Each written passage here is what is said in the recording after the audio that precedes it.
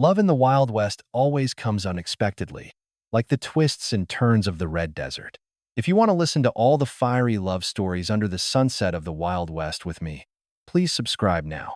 When the channel reaches 1,000 subscribers, I will send you a secret love story that no one has ever heard before. The chapel of Silver Creek stood quiet beneath the Arizona sun, its wooden walls breathing dust and heat. Inside, the benches were full, townsfolk whispering as Naomi Redbird walked down the aisle. She was tall, her shoulders broad, her dress simple cotton. For weeks she had believed this day would change her life, that Caleb Dawson, a merchant's son, would give her a home, a place to belong. The preacher lifted his Bible, his voice trembling in the dry air. "Do you, Caleb Dawson?" But Caleb cut him short.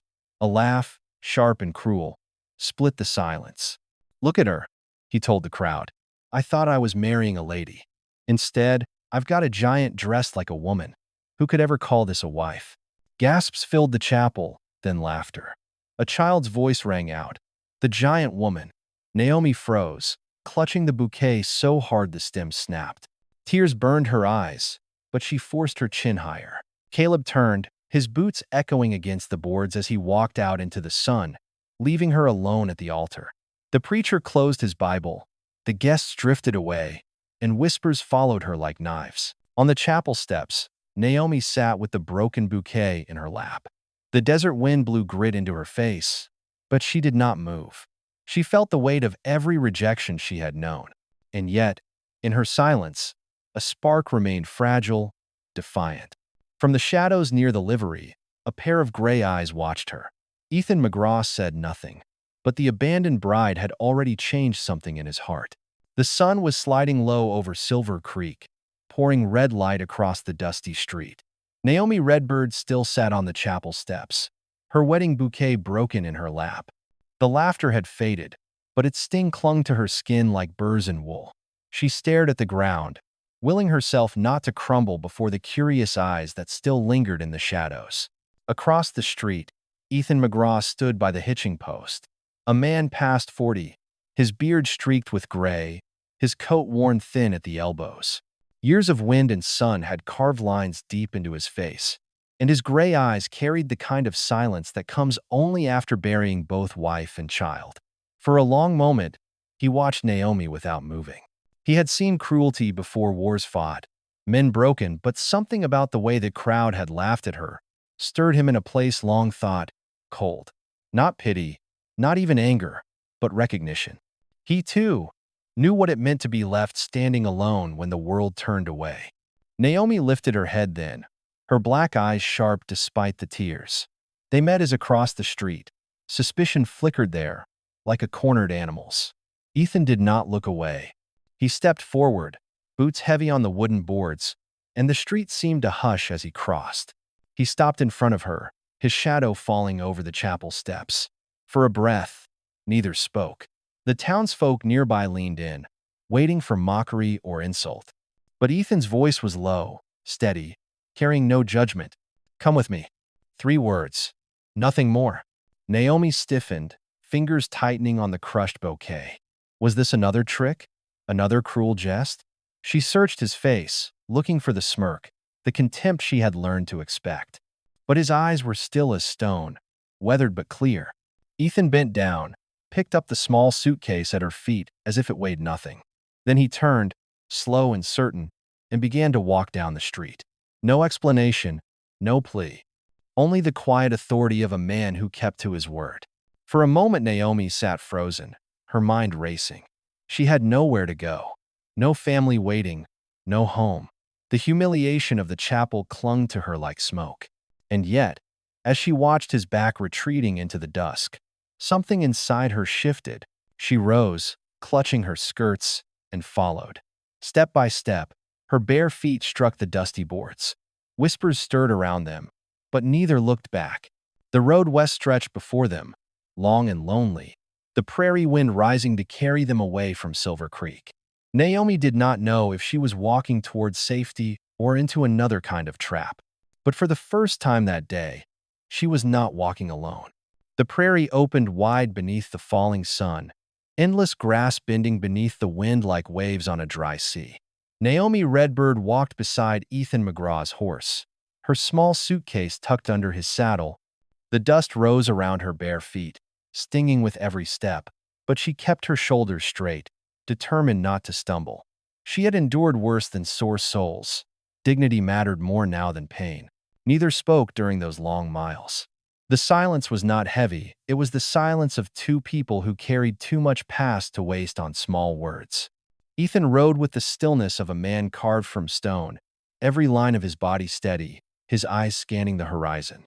Naomi glanced up at him now and then, searching for a clue, but his face revealed nothing. She could not tell if he meant kindness, indifference, or something else altogether. As night fell, the prairie darkened into shades of purple and silver. Coyotes cried in the distance, their calls eerie and sharp. Naomi shivered in the cool air, though she did not ask for comfort. At last, they turned off the main trail, following a narrow track lined with crooked fence posts. The cabin came into view, crouched low against the land, as if bracing against the wind. Its roof sagged in places, boards weathered gray, the chimney leaning but still whole. Beside it stood a small barn, its doors closed tight, the faint sound of restless cattle drifting out. The place was rough, worn by years of storms, but it stood, and in that moment, to Naomi's eyes, it was more shelter than she had ever known. Ethan dismounted, tying his horse to the post. He set her suitcase by the porch without a word, then pushed the door open. The hinges groaned, revealing a single room faintly lit by the glow of an oil lamp. The air smelled of wood smoke and leather. A rough-hewn table sat near the hearth, a narrow bed against the wall, shelves stacked with jars of beans and dried corn. Everything was simple, clean, and silent. "There is room for you here," Ethan said at last, his voice low and matter-of-fact. He leaned his rifle against the wall. "If you want to leave, do it in the morning. If you stay, live like a human being, not less." Naomi stood at the threshold, her heart thudding. She had expected mockery, suspicion, even demand. But not this, an offer without strings, without pity. She stepped inside slowly, her fingers brushing the doorframe as if testing whether it was real. The floorboards creaked beneath her feet. The bed was bare but tidy, covered with a faded patchwork quilt. She touched the fabric gently, and for the first time in years, she realized she might sleep under a roof without fear of being thrown out. Her throat tightened, and she quickly turned away so he would not see. Ethan stoked the fire, sparks rising in the chimney. He set a kettle on the iron hook, the sound of water beginning to simmer filling the silence. "You'll be safe here tonight," he said simply, then sat at the table, pipe in hand, gazing into the flames. Naomi lowered herself onto the edge of the bed. Her body ached from the long walk, her hands still trembling from the humiliation at Silver Creek. Yet as she lay back on the quilt, staring at the rafters above, she felt a fragile calm she had almost forgotten. Outside, the prairie wind howled across the open land, rattling the loose boards of the barn. But inside, beneath this weathered roof, Naomi Redbird closed her eyes. For the first time in a very long time, she did not dream of fleeing. She dreamed of staying. Dawn broke pale and cold over the prairie. The rooster crowed hoarsely, joined by the long sigh of wind moving through the grasslands. Naomi Redbird stirred on the narrow bed, her body stiff from unfamiliar comfort. She had not slept on a mattress in years, and though the quilt was worn, its faint scent of sunlight lingered like a fragile promise. When she stepped into the main room, Ethan McGraw was already awake. The fire in the hearth glowed steady, a pot of beans simmering. He didn't greet her with words, only pushed a rough wooden bowl toward her, and went back to sharpening a blade at the table. Naomi sat silently, the warmth of the food filling her stomach in a way pride had long denied her. Later, Ethan led his horse to the field. Naomi stood by the door, watching, her fingers twitching with a need to be useful. No man had asked her to stay before, and she would not waste this chance by idleness. Without being told, she picked up a broom leaning by the wall. The handle was splintered, the bristles thin, but she set to work. Dust rose in clouds as she swept, her hands clumsy at first, knocking into chairs and scattering ash from the hearth. She mended a torn curtain with awkward stitches, pricking her finger more than once. By noon, sweat clung to her brow, but the cabin looked less like a place of mourning and more like a home with breath again. Ethan returned carrying a bundle of wood across his shoulders. He paused at the sight of the tidied room, his gray eyes resting on her without a word. She straightened, her chest tight, waiting for reproach. But he only set the wood down, his silence neither dismissive nor mocking, simply accepting. For Naomi, that quiet acknowledgement weighed more than praise. The days that followed became a rhythm of trial. She tried milking the single cow in the shed, and the bucket tipped, spilling precious milk across the straw. She hauled water from the well, her arms aching but refusing to quit. When Ethan hammered loose boards on the fence, she lifted posts alongside him, the muscles in her back screaming, yet her jaw set in defiance. Each mistake left her cheeks burning with shame, but each time she forced herself to rise again. If this place was to be her refuge, she would earn it with calloused hands. One evening, after hours of mending a broken gate, Naomi carried the last heavy beam toward the barn. Ethan moved to take it from her, but when their eyes met hers blazing with determination, he stepped back. Together, they lifted it into place, their breaths mingling in the cool dusk. No words passed, only the creak of wood settling, the sound of effort shared. That night, they sat opposite one another at the table. The oil lamp flickered, casting gold across Ethan's weathered face and the sharp lines of Naomi's cheekbones. Silence stretched long, but it was not the hollow silence of strangers. It was the slow filling of space, as if both were learning how to breathe in the presence of another. Naomi broke it first. Her voice was rough but steady. "I am not useless." Ethan looked up, his eyes catching the lamplight. His reply was calm, almost gentle. "No, you are not." The words settled over her like a blanket, simple yet heavier than any vow. For the first time since the broken wedding, Naomi felt something stir in her chest, not just survival, but the fragile beginning of belonging. Outside, the prairie wind carried the scent of sage across the dark. Inside the cabin, two solitary souls shared a table, and the silence between them no longer felt empty. It felt like the start of something neither dared to name. The prairie dawned bright and sharp, the kind of morning where the air smelled of dust and iron. Ethan McGraw saddled his horse, preparing to ride the north pasture. Naomi Redbird watched from the doorway, clutching the edge of her apron. She had spent days proving herself sweeping, mending, carrying wood, but a gnawing question still pressed against her ribs. Was she truly wanted here, or only tolerated? Ethan tipped his hat, a silent gesture before he rode off across the ridge. Naomi turned back to the chores, her hands busy though her mind wandered. She fed the cow, swept the hearth again, and patched another tear in the curtain. But when the sun rose high, unease prickled at her skin. The silence outside was wrong. By afternoon, she heard it, the distant whinny of a horse, followed by a heavy thud. Naomi dropped the broom and ran. Her bare feet tore across the dry earth until she crested the hill and saw him. Ethan lay in the dust beside his horse, his leg twisted unnaturally, his face pale under the desert Sunday. She gasped, rushing to his side. "Don't move," she said, her voice steadier than her shaking hands. Ethan clenched his jaw, sweat streaking through the lines of his weathered face. "Damn horse spooked," he muttered, trying to push himself up. Pain flashed in his gray eyes, sharp and unyielding. Naomi pressed him down firmly. "No, let me." Years of memory stirred the teachings of her grandmother, the plants she had gathered as a child, the ways her people bound wounds when no doctor was near. She tore a strip from her skirt, tying it around his leg to keep it straight. Then she fetched a sprig of sage from the field's edge, crushing it between her palms, pressing the bitter herb against the swelling. Ethan watched her quietly, his breathing ragged but his gaze intent. He had expected panic, maybe tears, but Naomi's face was fierce with concentration. She spoke little, only what was needed, her dark eyes never wavering. When the worst was done, she helped him to sit against a rock. Her arms were strong, steadying his weight, though he was twice her size. For a long moment, they remained there, the wind carrying silence between them. Ethan finally broke it. "Where'd you learn that?" Naomi's eyes flickered, not with shame, but with something deeper pride long buried. From my people, before they turned from me. The words hung in the air, fragile and sharp. Ethan nodded once, not in judgment, but in respect. You saved me. Her chest tightened. No one had said such words to her before, not with sincerity.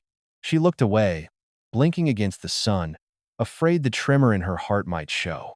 With effort, she helped him back to the horse. Together they hobbled home, each step heavy but steady. By the time they reached the cabin, dusk was falling, painting the horizon in streaks of red. Naomi lowered him gently onto the bed, her hands brushing his arm only for a second longer than necessary. That night, as the fire cracked in the hearth, Ethan sat with his injured leg propped, pipe in hand. Naomi sat across the table, her fingers stained green from herbs. For a while, they said nothing, the silence warm and unbroken. At last, Ethan looked at her, his gray eyes softer than she had ever seen. You're not just strong, he said quietly. You're steady. I trust that. The words struck deeper than any blow. Not for their grandeur, but for their truth. Naomi felt her throat tighten, a heat rising behind her eyes. She lowered her gaze, hiding the tremor of a smile. Outside, the coyotes howled at the rising moon. Inside the weathered cabin, trust thin, fragile, but real had taken root. Silver Creek was a town that lived on whispers. News traveled faster than stagecoaches, carried from the saloon to the general store, from the church steps to the farthest ranch. It took less than a week before every mouth in town repeated the same tale. Naomi Redbird, the abandoned bride, is living with Ethan McGraw. Some laughed outright, their voices dripping with scorn. A giant Apache woman in McGraw's cabin? He must be desperate. Others shook their heads, pretending pity. Poor Ethan. Lost his wife, and now he clings to scraps. But a few, older ranchers who had seen loss themselves, spoke with quiet respect. He took her in when no one else would. That's a man with a spine. Naomi did not hear these words firsthand, but she felt them like a chill in the wind whenever she and Ethan rode into town for supplies. The stairs burned her skin, and though her shoulders were broad, she found herself gripping the hem of her dress too tightly. Beside her, Ethan walked calm, his gray eyes forward, as though the crowd were nothing but tumbleweed blowing past. His silence was not indifference, but defiance, the steady presence of a man who would not bend to gossip. One afternoon, as they stepped out of the mercantile with sacks of flour and nails, Naomi saw him. Caleb Dawson, the man who had humiliated her at the altar, stood on the boardwalk outside the saloon. His hair slicked back, his smile bitter as whiskey gone sour. The crowd parted for him as if cruelty itself commanded respect. Naomi froze, her breath sharp in her chest. Caleb's gaze swept over her like a blade. He let out a short laugh. Well, if it isn't the runaway bride.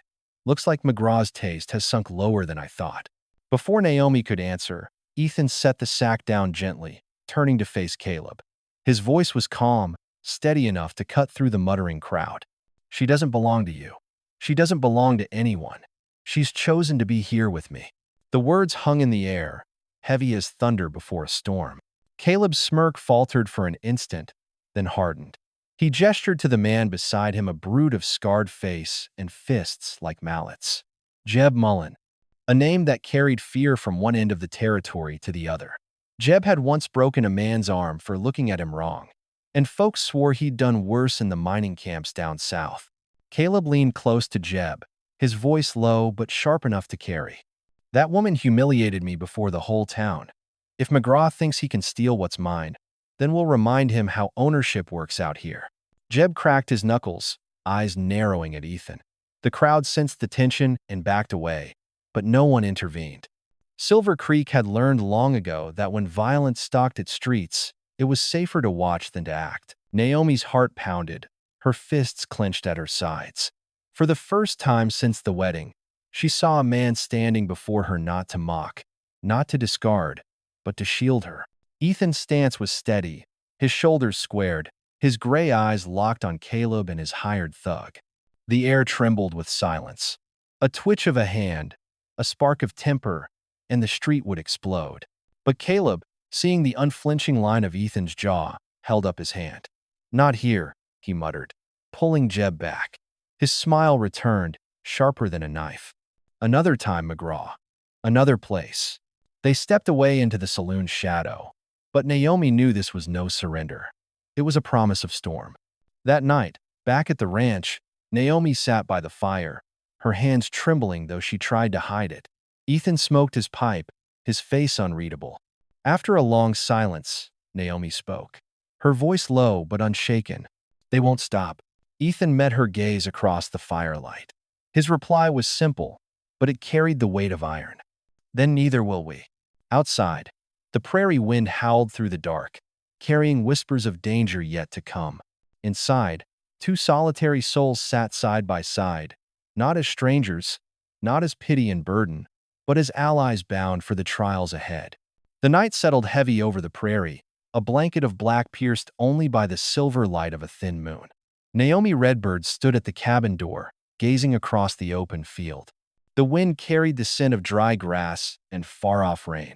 But beneath it she sensed something else, a weight, the quiet dread that comes before a storm. Inside, Ethan McGraw sat at the table, his injured legs stretched out, oil lamp glowing faint across his weathered face. He tamped down his pipe with deliberate care, but his gray eyes shifted often to the window. He had lived long enough to recognize silence that wasn't peace. The old dog growled first, low and steady. Naomi froze. Then she heard it too, the faint creak of wagon wheels, the muffled thud of hooves against dry earth. Shadows moved beyond the crooked fence, darker than the night around them. They're here, Ethan muttered, rising with his Winchester in hand. Before Naomi could answer, a flaming torch arced through the air. It landed in the haystack by the barn, and fire leapt upward with a roar. Sparks flew, catching on the dry boards, and the smell of smoke rushed across the yard. Jeb Mullen's voice thundered from the dark. Hand the woman over, McGraw, and maybe we'll let you live. Naomi's blood surged hot. Fear clawed at her ribs, but she grabbed the short carbine from beside the hearth, her hand steady. She had spent years being mocked, discarded, cast aside. But not tonight. Tonight, she would stand. Ethan moved to the window, his rifle barrel glinting in the firelight. Stay low, he told her, voice calm as stone. Then he fired. The crack split the night, and a rider tumbled from his horse with a cry. Gunfire erupted in answer. Bullets shattered the window, splinters flying. Naomi dropped to one knee, shouldering the carbine, and fired into the flames. Her shot struck true, and another man went down. Smoke filled the cabin, mingling with the acrid sting of gunpowder. Outside, Jeb roared like a bull, his massive frame outlined against the blaze. He swung an axe into the fence, tearing wood apart with each blow. Behind him, Caleb Dawson lingered in the shadows, letting hired violence speak for his wounded pride.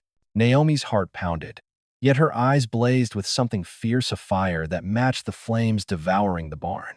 She reloaded clumsily but fast, every muscle alive with determination. When Jeb crashed through the fence, she hurled a knife from her belt, the blade thudding into the post inches from his head.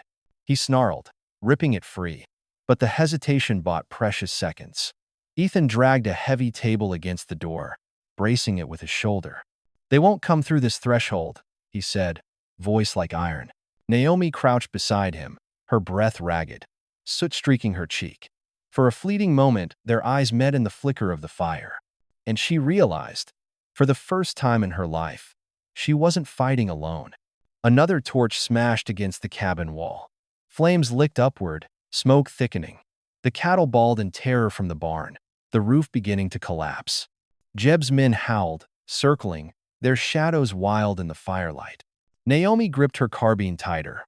Her body ached from exhaustion, but her spirit stood tall. Beside her, Ethan reloaded, his hands steady despite the tremor of age. They were two against many, yet the weight of their resolve filled the small cabin stronger than any army. The night outside blazed with chaos. But within those wooden walls, a bond was forged in fire between a woman long cast out and a man long alone. Their hearts beat not in fear, but in defiance, as the prairie bore witness to a stand that would mark them forever. The fire raged higher, painting the night sky with streaks of red and black. Smoke rolled across the yard, stinging Naomi's eyes as she crouched beside the cabin wall. Her lungs burned, but her grip on the carbine did not falter. Outside, the hired men shouted, their boots pounding against dry earth, circling like wolves hungry for blood. Ethan McGraw reloaded his Winchester with calm precision. Though sweat trickled down his temple and his injured leg throbbed, his hands never trembled. He had seen war before, and the memory of battle steadied him now. "They'll try to break us," he muttered, his gray eyes hard as steel. "We hold this line." A crash split the night the door shuddered as Jeb Mullen's axe slammed into it. Wood splintered, hinges groaned. Naomi's heart hammered, but a roar rose in her chest, louder than fear.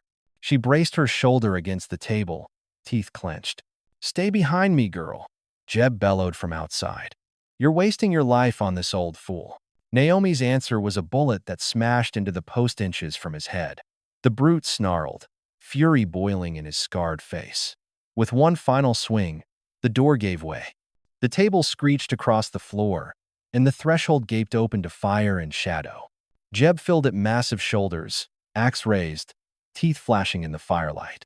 Behind him, two more men surged forward, guns drawn. Ethan fired first. One man spun, fell into the dust. Naomi dropped to one knee, her carbine bucking against her shoulder. The second man cried out, stumbling back into the blaze. Then Jeb charged. His axe whistled down, shattering the table in a spray of splinters. Naomi leapt aside, the blade missing her by inches. She lunged, slamming her shoulder into his chest with the strength of someone who had carried burdens all her life.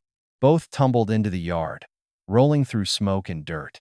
The world narrowed to chaos, fire roaring, gunshots cracking, the taste of ash on her tongue. Naomi wrestled for the axe, Jeb's strength crushing against her.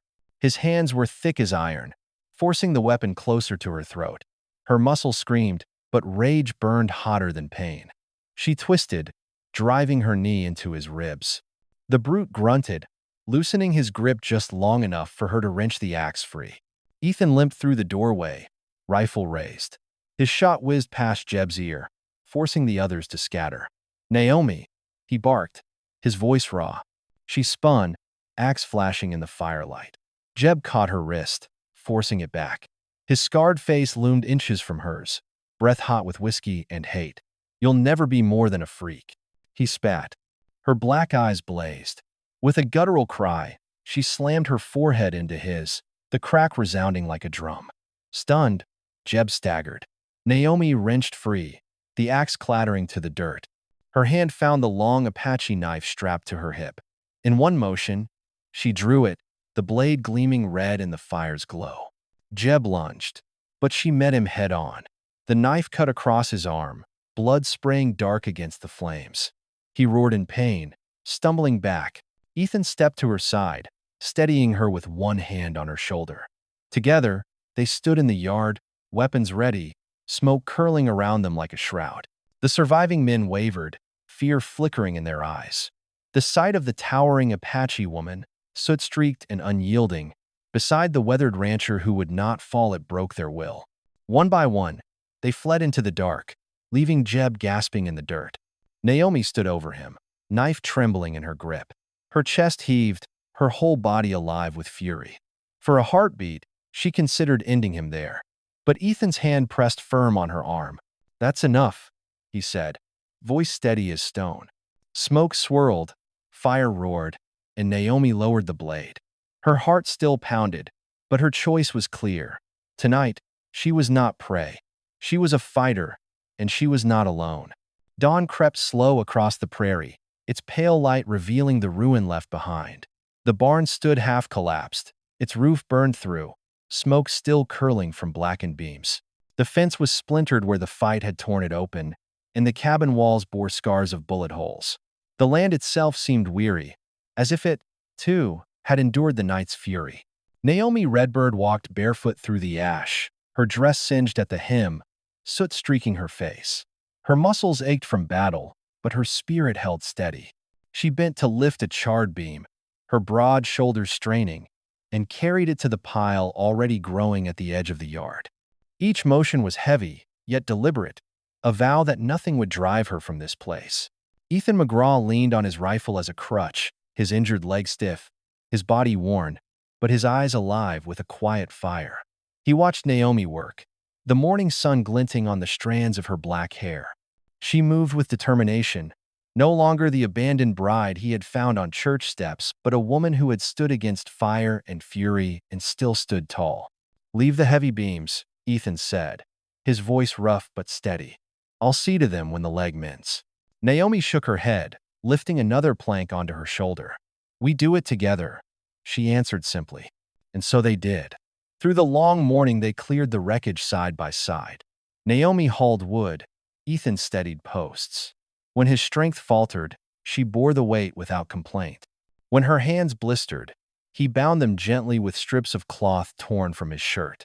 Neither spoke much, but the silence between them was no longer empty. It was full of something unspoken: trust, respect, and the beginnings of belonging. By noon, the worst of the debris was gone.